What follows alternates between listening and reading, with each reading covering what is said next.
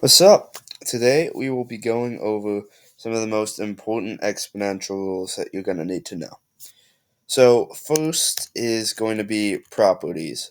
So we kind of went over this in a previous video of how you can multiply two different exponents together. So if you multiply x squared times another x squared, they'll give you x to the fourth here.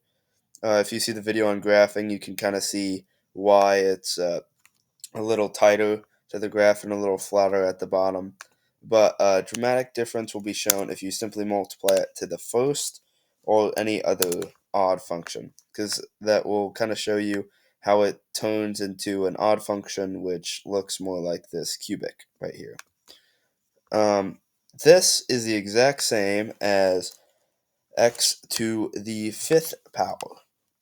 And that's because these add together. The exponents add together when you multiply them.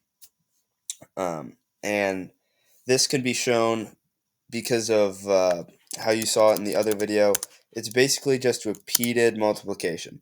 So you're multiplying it twice this first time, right? So you have x times x, and then you multiply it by x times x.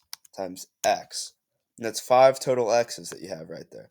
As you can see, still the exact same graph, just shown in a different way. So that's one of your main rules that you're going to want to know there. And I might post another video later. It'll be really short and just have a kind of cheat sheet of how these work. But for now, this video should have everything you need. Next is going to be what happens if you raise a power to another power. So let's say you have x squared here, right? And this whole function is raised to the third. Now, this doesn't look like when we multiply them together, and that's because it's not the same. You actually multiply these exponents together when it's raised to another power. Another way to look at this is just to put it into kind of a tower here, raising to the second to the third power. That's not quite the same thing, but it will give you to the sixth here. So, another way to look at this is simply by just looking at these top two numbers here. So in this case, a 3 and a 2. And you can do it this way since it's equivalent. This will also be to the sixth since you're just multiplying the top two, so order doesn't matter. And just bringing them down into another box, or if you have paper, just write it like that, and then multiply them together. So 3 times 2, 6. This might seem really simple and dumb to start off with, but later on you'll have different numbers, and this right here could be like a 0.23x or something like that, and it's going to make a lot more sense just to multiply them together. So that's one way you can solve them.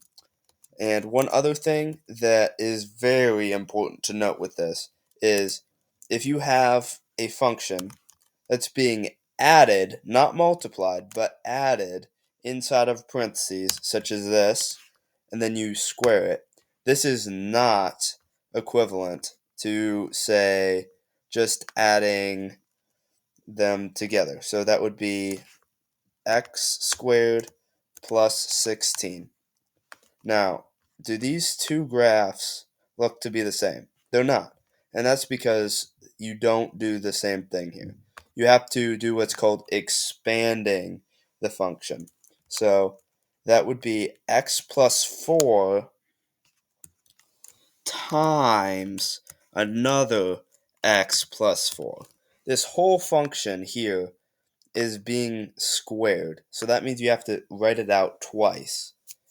You can't just do direct squaring because that will give you the wrong answer. Now, if they're multiplied, like let's say 4x squared,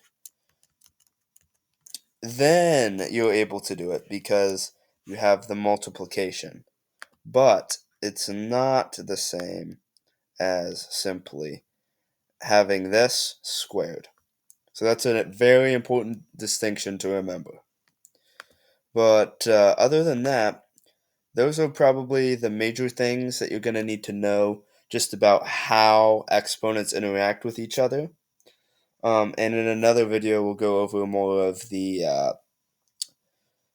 smaller but very important rules when it comes to specifics, such as negatives, fractional, and zero exponents.